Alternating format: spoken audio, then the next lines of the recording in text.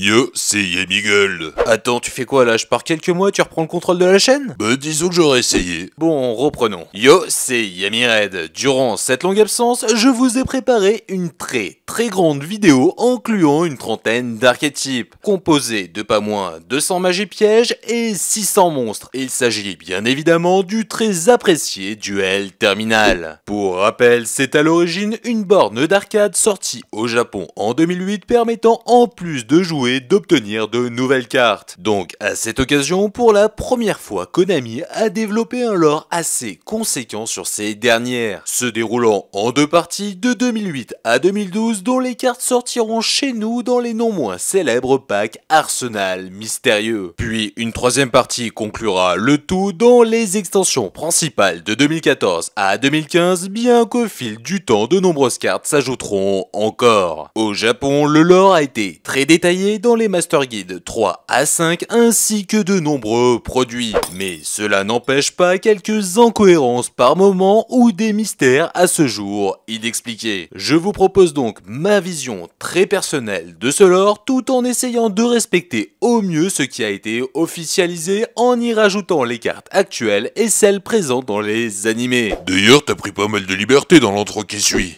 N'oubliez pas que le chapitrage est votre meilleur ami, installez-vous confortablement et bonne vidéo.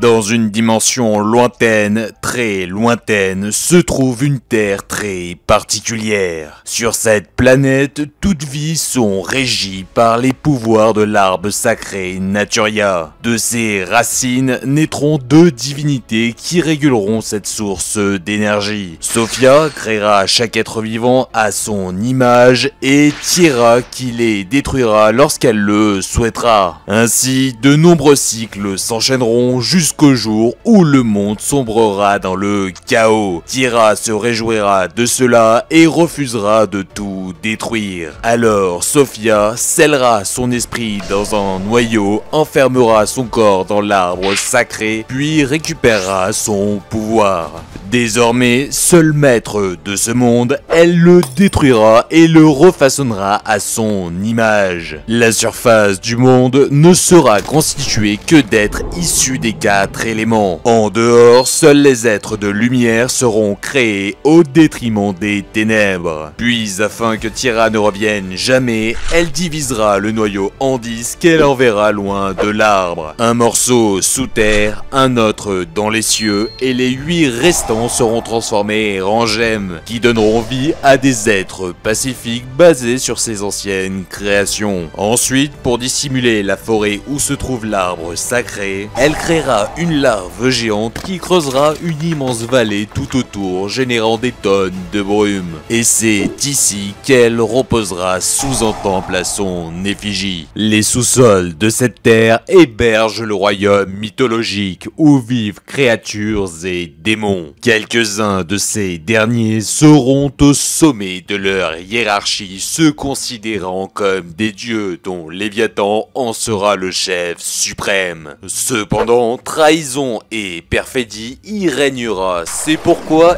ils useront de petits diablotins afin de surveiller l'entièreté du royaume. Un jour, l'un d'eux rapportera qu'il est tombé sur le noyau noir enfoui par Sophia. Léviathan s'y rendra immédiatement et ressentira une force mystérieuse à l'intérieur. Il tentera de la matérialiser, mais un étrange chevalier apparaîtra. Il le sacrifiera afin d'en extraire sa sombre énergie qu'il transformera en virus, tout en lui donnant l'apparence de son masque et le nom de colonie. Puis il s'en servira sur les minuscules insectes de chrome provenant de la surface qui se sont égarés ici. Ces petites bêtes perdront rapidement la raison et commenceront à se manger entre eux, devenant pour certains de plus en plus puissants. Alors le démon les renverra à la surface. Plus haut dans le ciel vivent les constellés, des chevaliers tirant leur force des étoiles et dirigés par des êtres de rang supérieur, Pléiades et Oméga. Quand ils verront les habitants de la surface se faire tuer et dévorer par les colonies de Chrome, ils interviendront de peur que ce chaos généré réveille Sophia. Mais bon nombre d'entre eux leur serviront de repas ou seront contaminés par le virus. Alors ils devront battre en retraite. Ils n'auront d'autre choix que d'user des pouvoirs du noyau blanc se trouvant chez eux afin de confectionner les Vylon, des machines immunisées du virus colonie. Ils parviendront à repousser les colonies de Chrome et les feront prisonniers à l'aide d'un sceau et retourneront dans les cieux. Les constellés scelleront le royaume mythologique et leur confisqueront le noyau noir qu'ils se serviront afin de créer les Genex, des machines qui seront chargées de veiller sur l'équilibre élémentaire de la surface. Puis, pour que personne ne puisse se servir de ce noyau, ils en feront un 9e chevalier gemme et repartiront dans les cieux.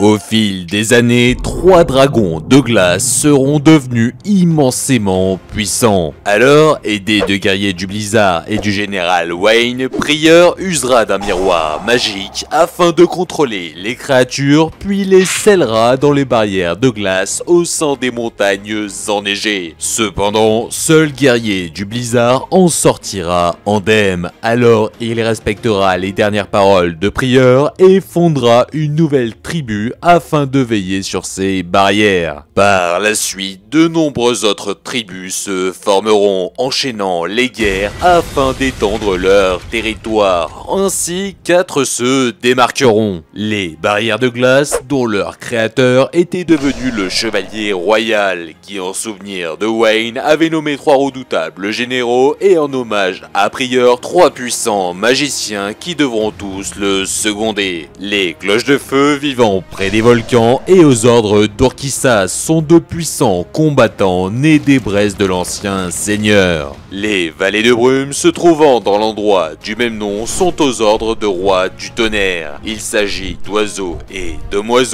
vivant en parfaite harmonie. Puis les sabres X sont de talentueux épéistes formés et recrutés par Souza, dont le fameux Wayne qui l'a sauvé d'une mort certaine. Mais après sa mystérieuse disparition, c'est Gotham, l'élu ayant pu soulever l'épée légendaire, qui en prendra le commandement. Un jour, une énorme météorite entrera en collision avec la Terre. À son bord se trouvaient de nombreux vers, une race alien ayant pour objectif unique d'envahir la planète. C'est ainsi que beaucoup perdront la vie, dont le chevalier royal. Alors les tribus n'auront d'autre solution que de conclure une trêve et enverront leurs meilleurs guerriers. Cependant, les barrières de glace, sous le choc d'avoir perdu leur maître, réfléchissaient à une toute autre stratégie bien plus radicale. Le trio de magiciens libéra Brionac,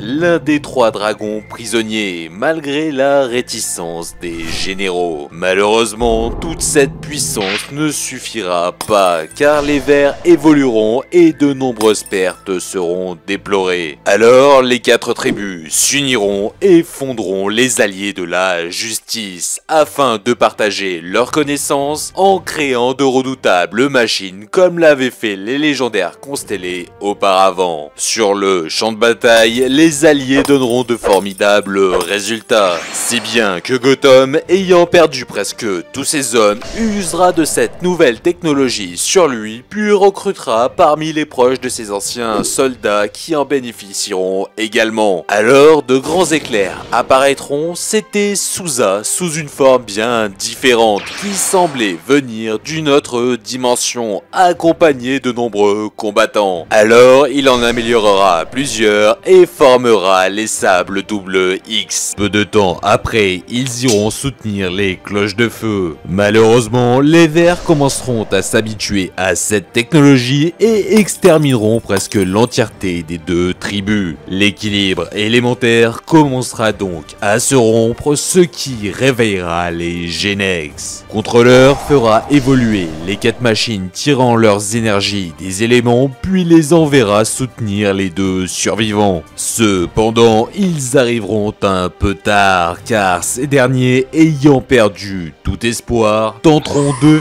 fusionner, mais seront jetés dans un volcan en fusion, mettant définitivement fin à leurs deux tribus. Furieux, les Genex évolueront dans des formes plus humanoïdes et beaucoup plus puissantes. Puis leurs chercheurs créeront des copies de contrôleurs qui seront confiés aux alliés pour améliorer leur technologie. Alors, ils reprendront l'avantage, ce qui permettra aux ingénieurs alliés de récupérer des échantillons de verre pour améliorer leurs machines, mais également de mieux comprendre leurs ennemis. Cependant, du côté de la forêt Naturia, où vivent les protecteurs de l'arbre sacré qui habituellement repoussent ceux qui s'y aventurent, seront contraints de faire face aux hordes de vers. Mais malgré les pertes, ils ne reculeront pas. Au même moment, les Genex développeront leur nouveau réacteur R et viendront rapidement leur prêter main forte en repoussant la menace. Tout ce chaos à la surface avait affaibli le sceau des mythologiques. Alors, sentant que les vallées de brume désapprouvaient le fait de se servir des technologies verts, ils pollueront leurs pensées à distance. Ainsi, les hommes oiseaux se mirent à détruire de nombreuses machines alliées. Alors, le sceau commençant à se rompre, ils enverront une première vague de démons à la surface attaquer les préhistoriques, des dinosaures qui ont reçu des pouvoirs flamboyants de l'ancien seigneur. Lorsque les barrières de glace apprendront la présence d'un second ennemi tout autant redoutable, ils libéreront Gungnir, le second dragon, qui gèlera tous les mythologiques et une bonne partie des vers de la surface. Mais les vallées de brume, s'étant désormais retirées de l'Alliance, se retrouveront bien seuls face aux vers. Cependant, tout près, dans les ravins de la vallée où vivent de dangereux dragons, Duke, un homme oiseau, était parvenu à en dompter un. Alors, lorsqu'il le chevauchera, une symbiose s'établira entre les deux et ils deviendront le puissant chevalier dragonité Romulus. Puis Militum, sa compagne, le rejoindra rapidement en chevauchant Gorm Faobar. Malheureusement, leurs dragons seront tués. Alors, ils chercheront de nouvelles montures compatibles et ensuite enseigneront cette technique symbiotique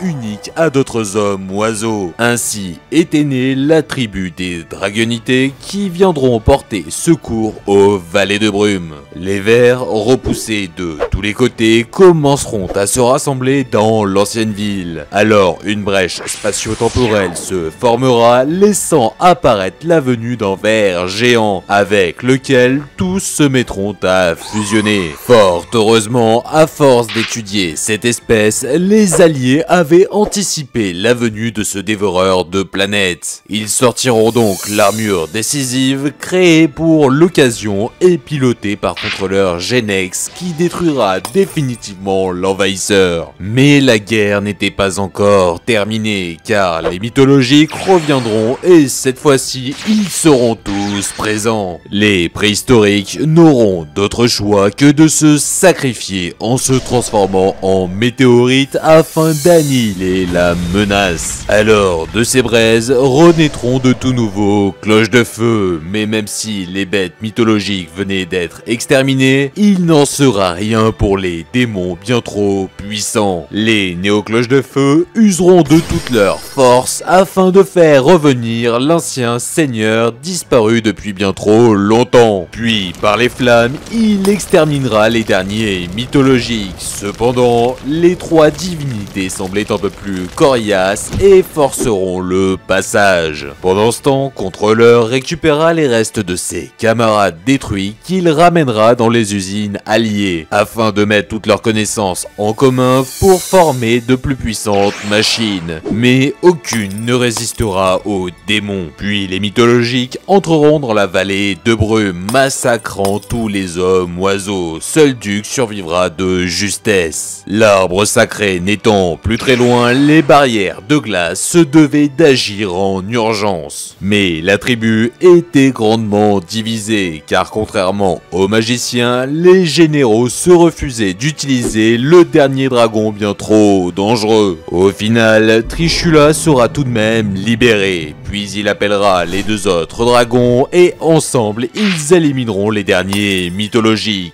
En revanche, la suite sera bien moins glorieuse, car ils extermineront énormément de monde. Alors les généraux appelleront le tigre roi d'Oloren, une bête sacrée qui repose dans les profondeurs de la montagne. Mais bien moins puissant, il sera rapidement éliminé. Cela aura tout de même eu le mérite de rendre furieux les dragons qui décimeront la quasi-totalité des barrières de glace. Pendant ce temps, Natalia et Noelia, chacune issue des deux clans dissidents de cette tribu, étaient parties trouver une solution alternative en tentant de supprimer le sceau enfermant les colonies de Chrome par un rituel interdit. Mais elles réaliseront rapidement que ce n'était pas une très bonne idée, car Noelia sera contaminée et Natalia y laissera sa vie. Alors son esprit se matérialisera et demandera à son ami de s'occuper d'eux avant son jeune fils. C'est d'ailleurs ce dernier et Emilia, la fille de Noelia, qui apercevront au loin une lumière des plus étranges. Duc était en train de faire fusionner les 8 dragons restants en Ascalon qu'il chevauchera. L'esprit sacré de prieur était venu lui demander son aide. Alors, sur ses conseils, il ordonnera au dragon Arsenal d'emmener Brionac et Gagnir au sommet de la montagne. Puis il partira affronter le terrible Trishula. Mais lors de ce terrible combat, ce dernier dévoilera toute l'étendue de sa puissance. Alors, il parviendra à établir une nouvelle forme de symbiose, transformant le dragon en Aread Bahir. Ainsi, il arrivera à repousser Trishula jusqu'au sommet de la montagne, rejoignant les deux autres. Et en se sacrifiant, il enverra les 3 dragons dans le trou de Doloren empli de vide que l'esprit de prieur scellera pour de bon à l'aide de son miroir. À la suite de cette terrible guerre, il n'y eut que très peu de survivants. Beaucoup d'enfants ne retrouveront plus leurs parents. Alors Noelia tentera de les réconforter en espérant qu'ils retrouvent leur famille. Dans le volcan où a été jetée la fusion incomplète du sabre double X et du cloche de feu, il se déroulera un phénomène des plus étranges. Une flamme prendra vie dans la lave, puis se transformera en seigneur du jugement, le tout premier Laval. Ensuite, en utilisant la lave, il donnera naissance à une toute nouvelle tribu ne désirant qu'une seule chose, l'affrontement. Non loin de là, les chevaliers gemmes étaient parvenus à tous se rassembler au fil des années, si bien qu'à l'aide de leurs gemmes, ils donneront naissance à de nouveaux êtres tout autant pacifiques. Mais un jour, la forêt aux alentours prendra subitement feu. Un terrible dragon Laval fendra le ciel et tranchera Lapis Lazuli en deux. Cependant, à la surprise générale, cette attaque créa de nouveaux chevaliers. Lapis qui avait gardé son gemme et Lazuli devenu le seul membre de la tribu qui n'en avait plus. Alors, en soutien, leurs créations s'assembleront, créant un nouveau chevalier sans noyau, ce qui fit comprendre à Crystal, leur chef, que les gemmes renferment le pouvoir de la fusion. Il s'y essaiera en premier, puis les autres se mettront tous à en faire de même. Ainsi débutera une longue guerre entre les deux tribus. Un peu plus loin, dans les marais de la vallée de Brume, se trouvent les Gusto, une tribu pacifique qui a subi la colère de Trishula lors de la précédente guerre. Windar, leur chef, avait eu 2 filles, mais seule Winda Noelia semblait avoir survécu. Musto, l'oracle, avait toujours ses deux enfants, sa fille Cam et son fils Kamui. Il décidera alors d'adopter Riz, la copine de ce dernier devenue orpheline. Il s'était installé sur les territoires des hommes oiseaux et avait appris de leurs techniques de symbiose, notamment celle des défunts dragonités. Ainsi, ils parviendront à s'allier à la perfection avec les oiseaux les entourant. Au fin fond des marécages se trouve l'océan. C'est aux abords de celui-ci que Noelia était venue s'installer avec sa fille Emilia. Mais elle avait également adopté deux autres enfants barrières de glace devenus orphelins. Avance le fils de Natalia, comme cette dernière lui avait demandé, et l'ancienne communicatrice nommée Ariel, qui avait également perdu sa sœur ainsi que son familier. Aussi, de nombreux habitants océaniques les rejoindront dans ce nouveau clan désormais appelé Kishki, dont chaque membre possédait une réplique de l'aquamiroir de Noelia, une version modifiée du miroir barrière de glace permettant d'utiliser la puissance d'entités des océans via des rituels interdits. Un jour, elle essaiera d'user de cette magie interdite afin de ressusciter son amie Natalia, mais cela échouera, réveillant le virus colonie en elle, et elle sacrifiera sa fille qui rejoindra également les esprits. Alors Noelia décidera subitement d'attaquer les Gusto, justifiant de devoir récupérer leurs ressources non exploitées. Mais son réel but n'était autre que libérer les colonies de Chrome. Comme lors des temps anciens, ces insectes se mettront à tuer et dévorer tous ceux se trouvant à proximité, à commencer par les Kishki, puis se répandront rapidement aux autres tribus, ce qui réactivera les Vailon qui se mettront à équiper chacune des 4 tribus élémentaires de leur technologie afin qu'ils puissent se défendre et aider d'Omega. Ils se débarrasseront facilement de ces nuisibles. Mais cette alliance avait permis à Noelia d'infecter le système Vailon interconnecté, bien qu'elle ait été presque mortellement blessée. Alors les machines se mettront à attaquer toutes les tribus. Ces dernières n'auront d'autre choix que de s'allier afin d'apprendre de chacun, réveillant le pouvoir de l'Xyz. Les Vailon les imiteront en s'assemblant au sein de D-Sigma qui absorbera les adversaires autour de lui grâce à leurs pensées perfides. Cependant, Kamui et Obsidian réussiront à se séparer de leurs partenaires juste à temps. Alors, Mollusque, le vaillant guerrier Kishki, s'assemblera avec Obsidian afin de former Perle, un tout nouveau chevalier purifié, résistant donc au pouvoir du Vailon. Il concentrera sa force, puis lui assénera une quantité inimaginable de coups jusqu'à ce qu'il se désintègre. Le virus colonie, n'ayant plus d'hôte, retournera rapidement dans Noelia. Une fois réveillée, elle reprendra le contrôle des Kishki et leur ordonnera d'exterminer les Laval s'en servant comme sacrifice. Puis elle lancera des vents toxiques dans la vallée de Brume afin d'en éradiquer ses habitants. Cam priera pour aider son peuple mais succombera du poison. Alors Winda se rendra au sanctuaire et suppliera Sophia de venir les sauver. Mais énervée d'avoir été perturbée dans son sommeil, cette dernière la tuera en l'exposant à son aura divine.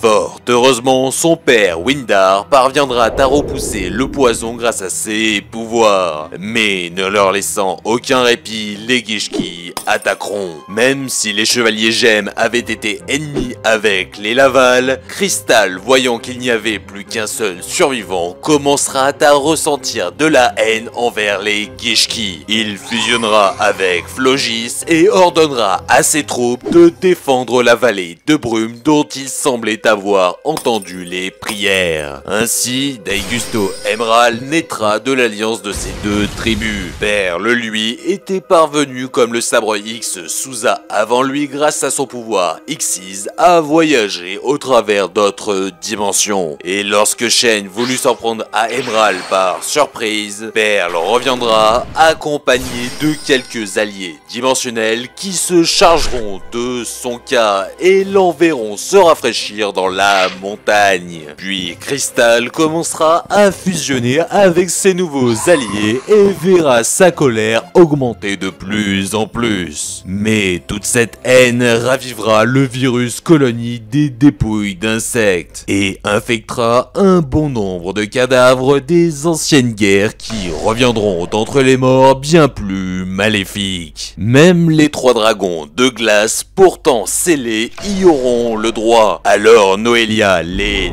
libérera. Les constellés, voyant cette menace devenir de plus en plus puissante, n'auront d'autre choix que d'intervenir avant que Sophia ne se réveille et décide de rebooter le monde. Pendant ce temps, Noelia ressuscitera Hercules, celui qui l'avait infecté, sous une forme bien plus puissante, Zail Gigas, et subira également quelques transformations au passage. Alors, les jumeaux constellés Castor et Pollux l'affronteront et la libéreront enfin de cette emprise. Malheureusement, Castor sera désormais infecté, alors Pollux n'aura plus le choix. Il l'attaquera et les 2 frères s'entretueront. De son côté, Avance, qui n'avait pris part à aucune guerre, créera le miroir photo afin de ramener celle à qui il tenait le plus, Emilia. Mais à la place, il fusionnera avec son esprit, devenant une créature immonde. Par chance, Noelia, étant revenue à la raison, fut horrifiée par tous les dégâts qu'elle avait pu causer. Alors, elle puisera dans son âme pour rendre sa forme à Avance et ressuscitera Emilia en combinant miroir photo et aqua miroir. Mais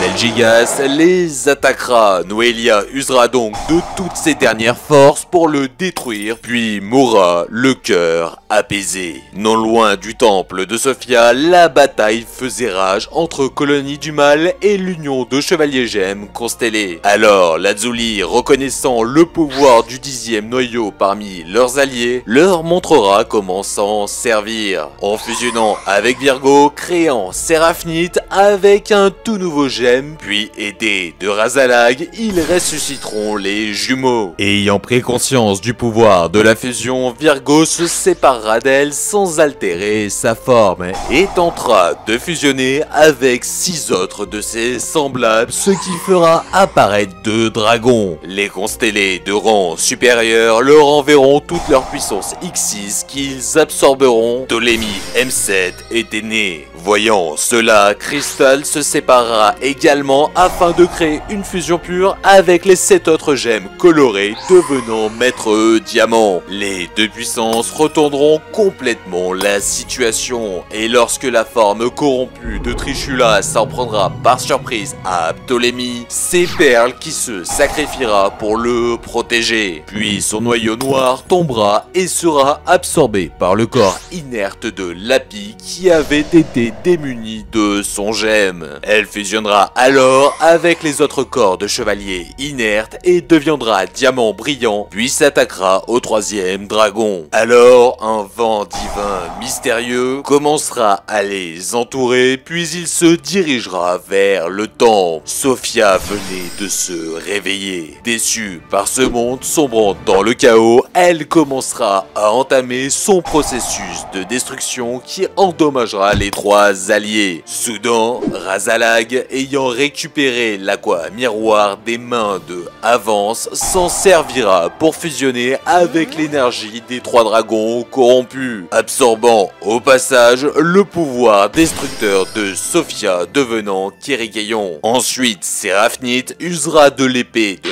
Maître Diamant contenant 7 noyaux afin de pouvoir fusionner avec les 12 autres constellés. Puis, à son tour, elle absorbera le pouvoir créateur de Sophia, devenant sombré. Alors, les deux, ayant désormais des pouvoirs divins, profiteront de la faiblesse de Sophia pour l'éliminer définitivement. Mais bien que tout semblait terminé, un dernier colonie de Chrome se dirigera vers les rescapés Gusto et Gishki. Mais il trébuchera sur un objet perdu par les Vailon qui aura pour effet de le purifier. La paix étant donc de mise, les 2 nouvelles divinités s'envoleront dans les constellations, laissant au peu de survivants le soin de reconstruire le monde.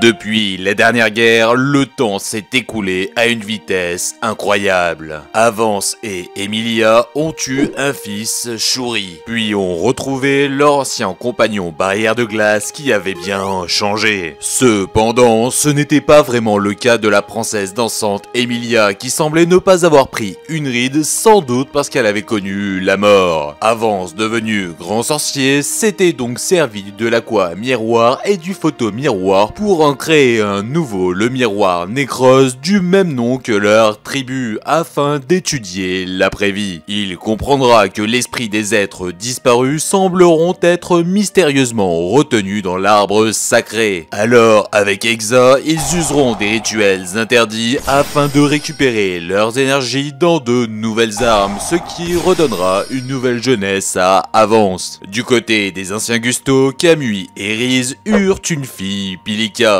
Malheureusement, sa mère ne survivra pas. Triste de cela, son père se fera désormais appeler Elder. Peu de temps après, il trouvera deux jeunes filles abandonnées dans la forêt, Wen et Lara. Alors, pensant que c'est un signe du destin envoyé par sa défunte femme, il les recueillera et les élèvera comme ses propres enfants. Un jour, il s'apercevra que les deux sembleront liés à d'anciennes bêtes spirituelles. Puis, à sa grande surprise, il verra sa fille en apprivoiser une également, comme il l'avait fait avec Falco à sa jeune époque. Quand soudain, une autre apparaîtra face à lui. Afin de lui montrer sa bienveillance, il tentera d'utiliser la symbiose Gusto avec ce qui fonctionnera. Alors, il tentera de l'enseigner à ses filles, mais Pilika n'y parviendra malheureusement pas. Plus haut dans les étoiles, Sombré et Kirikeyon commenceront à avoir un mauvais présage, comme si une force obscure voulait mettre en péril le monde. Alors, ils retourneront sur Terre à la rencontre de Cafard qui essayait de maintenir la paix, ainsi que Leo Drake qui lui surveillait la forêt Naturia. Puis, ils leur conféreront une partie de leur pouvoir afin qu'ils gardent et protègent l'arbre sacré. Ensuite, Sombré partira de son côté à la recherche de flux d'énergie sur lesquels il usera de ses 8 noyaux afin d'invoquer les Yangzing, les anciens protecteurs de Sophia. Malheureusement, il en manquera un tout dernier, alors elle continuera à chercher un moyen de l'appeler. Kirikeyon, lui, fera la rencontre d'un certain Cairn Gorgon qui absorbait la vie de ceux se trouvant sur son chemin. Il se mit donc à l'affronter, mais comprendra rapidement qu'il s'agissait de nul autre que Maître Diamant, dont les nombreuses fusions avaient endommagé le gemme. Il ne pourra donc se résoudre à le tuer et se fera absorber par lui.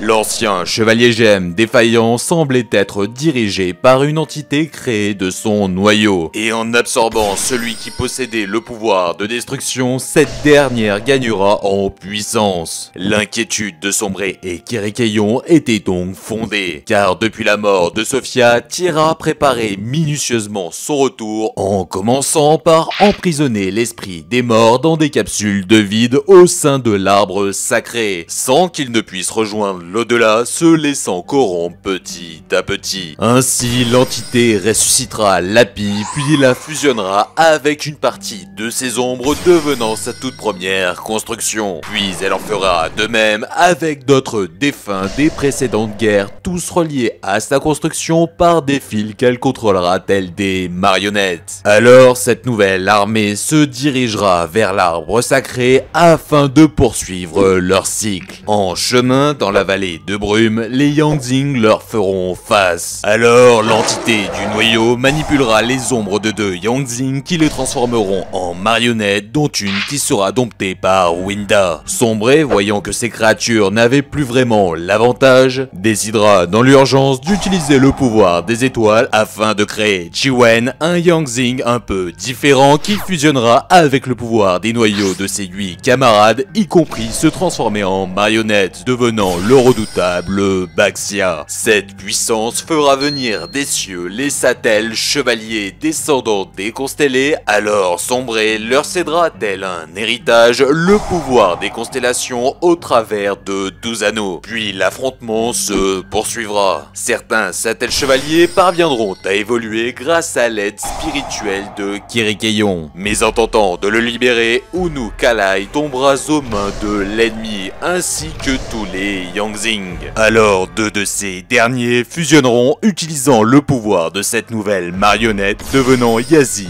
qui absorbera les pouvoirs de Baxia. Désormais, les 10 noyaux étaient en leur possession, ce qui transformera l'entité en Grista. Devant tant de puissance, ces nouveaux stèles chevaliers n'auront d'autre choix que de battre en retraite jusqu'à l'arbre, rejoignant ainsi le cafard Excitron et Léo. Puis Nécrose et Dompteur de bêtes spirituelles viendront en renfort, dressant une barrière tout autour. Ne pouvant plus passer, Grista transformera Wen en marionnette, lui permettant de créer une ouverture pour Winda qui s'y infiltrera. Puis cette dernière, ayant gardé en elle l'aura de Sophia qui l'a précédemment tué avec, l'utilisera afin de soulever l'arbre. Ensuite, Grista s'effondrera, libérant les 10 noyaux qui seront absorbés par les racines. Une fois en place, le Clifford sera activé. Il s'agit du système de défense principal de l'arbre. Alors, les noyaux transféreront leur énergie aux 10 machines qui le composent. Puis, détectant les marionnettes comme des menaces, ils se mettront à les capturer dans des tubes de vide ou à détruire les plus récalcitrants. Mais construction bien trop puissante dut être neutralisée d'une autre façon. Alors que la tour Apocryphore tentera de la maintenir, les satels chevaliers les assembleront grâce au pouvoir obtenu de Kirikeyon. Puis ce dernier de l'intérieur affaiblira l'entité et enverra les 3 pouvoirs des dragons barrières à Shuri afin qu'il puisse sceller la marionnette par la glace. Cependant, la victoire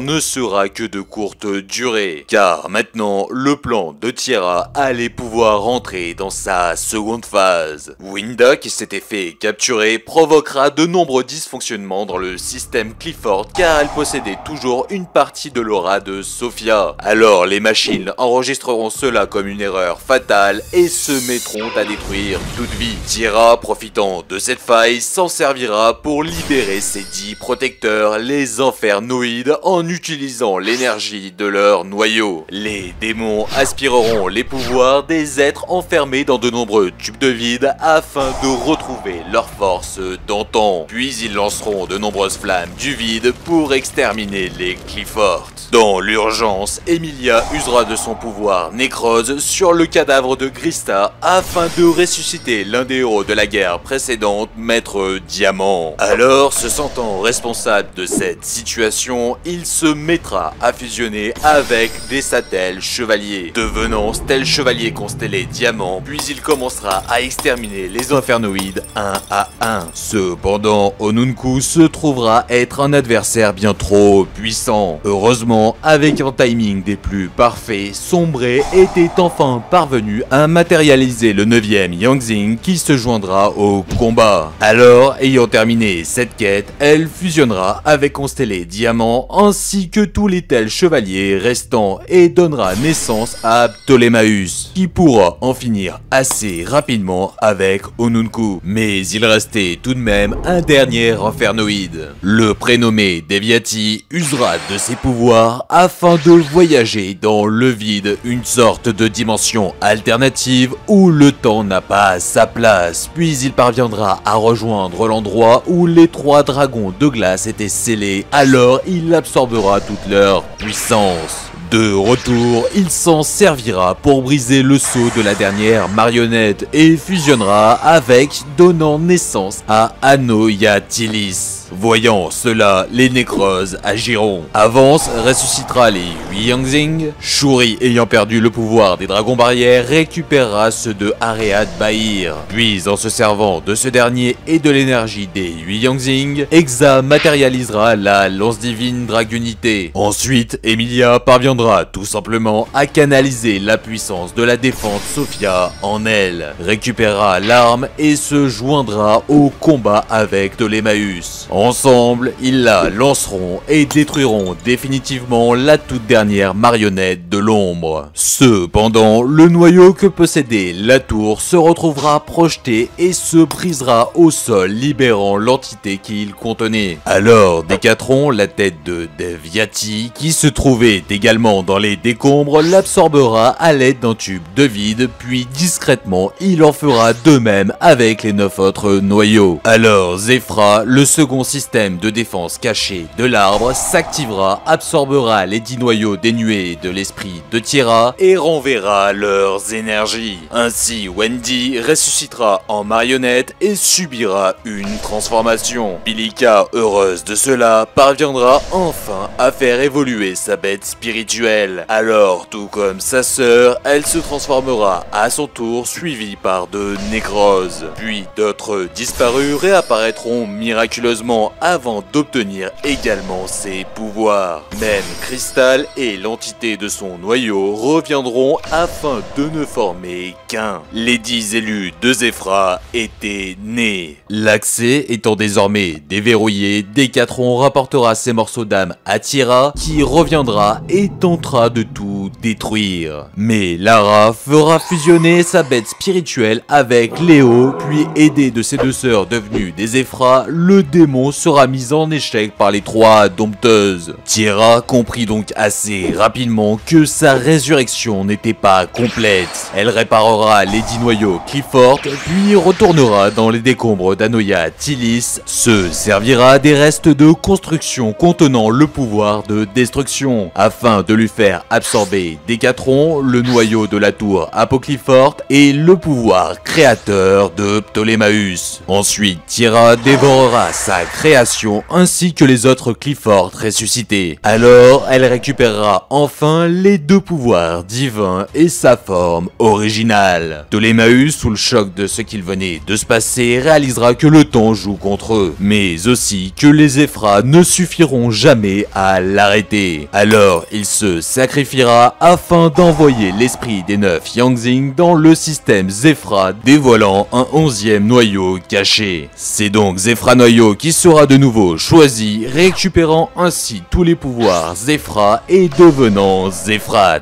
Alors, toutes les tribus se joindront à lui dans un combat titanesque. Mais afin de ne faire pas plus de blessés, il préférera rester seul avec son adversaire. L'affrontement semblera interminable et fera trembler la planète. Et lors du 1000e jour, Zefrat était à bout et sur le point d'abandonner. Alors, entendant sa détresse au travers des dimensions, le puissant Métaltron apparaîtra. Il usera de ses pouvoirs afin d'absorber ceux de Zefra, ce qui divisera Zefrat en 2. Cristal au sol inconscient et Quartz Fantôme, un tout nouveau chevalier gemme avec les mêmes pouvoirs dimensionnels que venait d'obtenir Métaltron. Alors, tous deux vaincront Tira définitivement, puis Lapi et Lazuli apparaîtront à leur tour inconscients dans les décombres. Ensuite, les 2 héros disparaîtront sans que personne n'ait connaissance de leur existence. L'arbre sacré n'ayant pas non plus survécu à cet affrontement, tous ceux devenus marionnettes ressusciteront, permettant alors de grandes retrouvailles inespérées ainsi que de façonner de nouvelles amitiés. En revanche, pour les autres, ils seront envoyés dans l'au-delà, donc considérant que leur place est également parmi les leurs, les 3 chevaliers décideront de rejoindre leurs anciens camarades. Alors, depuis ce jour, les habitants de cette dimension feront l'héritage d'un monde dénué de puissance divine. Et voilà, cette vidéo est désormais terminée, j'espère sincèrement qu'elle vous aura plu, n'hésitez pas à me le faire savoir en commentaire ou même à me poser toutes sortes de questions dessus. Maintenant, si vous souhaitez également avoir un autre point de vue, Lama avait réalisé une vidéo sur la première partie et la chaîne Athemia en a fait toute une série. Puis, petit rappel, tous les visuels de cartes utilisés sont détaillés en description, enfin s'il y a cette place, et les images de cartes découpées seront dispo sur mon site. Et t'aurais pas oublié de dire un truc? Et effectivement, durant mon absence, la chaîne a passé le cap des 2000 abonnés. Alors, un grand merci à tous ceux qui en font partie et à vos nombreux partages, car c'est grâce à vous qu'on en est arrivé là. Pour finir, si vous avez survécu à cette longue vidéo, je vous recommande l'épisode d'archétype sur Héros. Et pour en savoir un peu plus sur Métaltron, celle sur Trou Draco. Allez, ciao! Maintenant que nous savons confirmation que les voyages dimensionnels fonctionnent, il est temps de redémarrer la machine. Démarrage du système Avida.